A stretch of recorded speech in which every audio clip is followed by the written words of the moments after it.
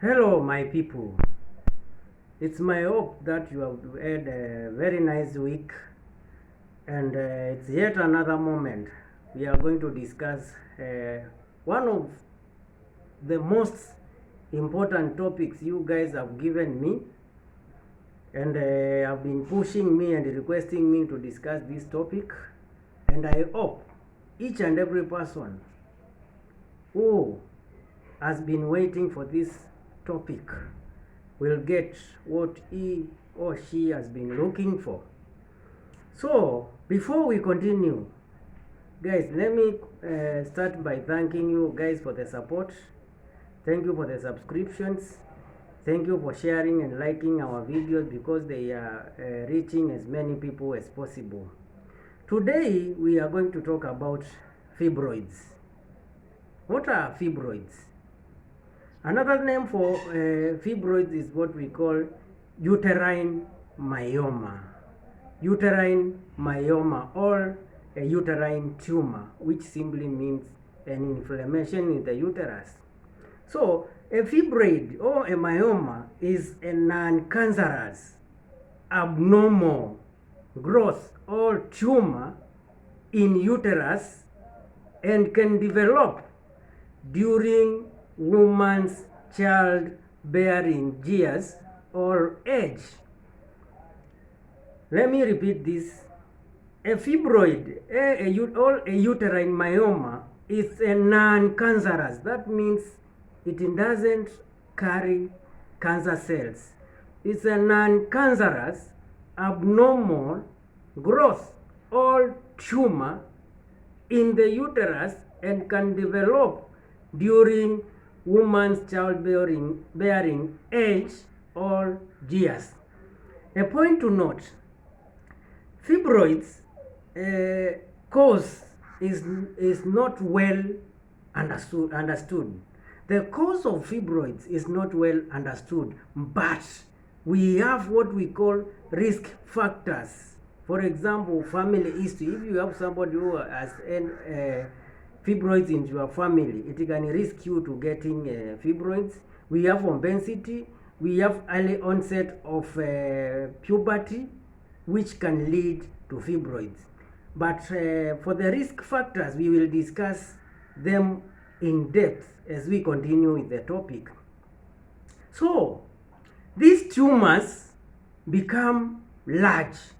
These tumors or fibroids become large and can cause abdominal pain and heavy periods. They can become as large as a watermelon and can cause abdominal pain and heavy periods. In other cases, they cause no signs. They can be asymptomatic or they can have no signs at all. So you may find that someone has fibroids, but he or she doesn't know because they are asymptomatic or they have no signs and symptoms. I want you to know this.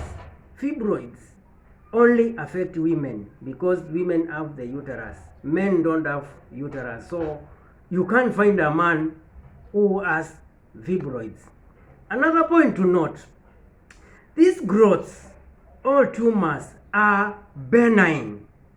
They are benign. What does benign mean? They are at the same place. They don't spread to other parts of the body and are non-cancerous, and the cause also is unknown. The other names that those which can refer to fibroids, all other terminologies which mean the same as fibroids are leiomyomas, myomas, uterine myomas, fibroma. So if you hear somebody talking about fibroma, uterine myomas, or myomas, or leiomyomas, simply he or she is referring to uterine fibroids. I hope you get that. According to research, and this is very important, according to research, up to 80% of women have them or have fibroids by age of 50 years. However, most women don't have any symptom and never realize they have fibroids. Let me repeat this one. According to research, up to 80% of women have fibroids by the age of 50 years. However, most women don't have any signs and symptoms and never realize they have fibroids. Next, let's discuss about the types of fibroids. Types of fibroids. The type of fibroid a woman can develop depends on its location in or on the uterus. This is very important. The type of a fibroid a woman can develop depends on its location in or on the uterus. Let's go to the most common and the one a lady from somewhere and been pushing me hard. Even this morning she reminded me to talk about intramural fibroid.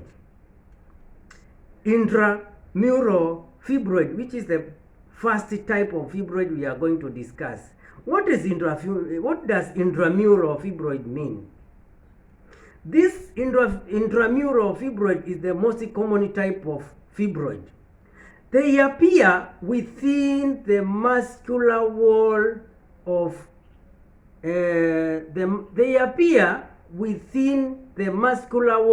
the uterus.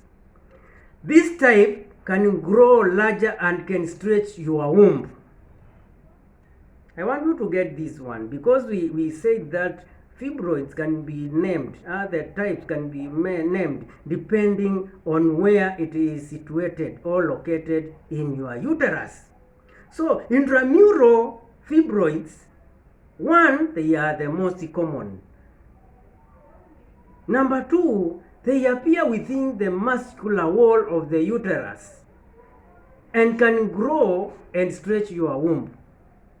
In simple terms, intramural fibroids grow between the muscles of the uterus. So intramural fibroids has two types depending on where it is located in your uterus. One, we have what we call anterior intramural fibroid. It's located in the front part of the uterus. Number two, we have posterior intramural fibroid, which is located in the back part of the uterus. I hope you get that. There are three types. Three types of intramural fibroid. One, we have what we call anterior intramural fibroid, which is located in the front part of the uterus. Next, we have the posterior intramural fibroid, which is located in the back part of the uterus.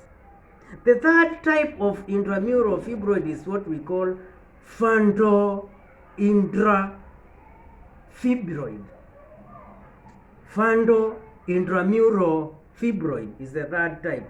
This is located in the upper part of the uterus.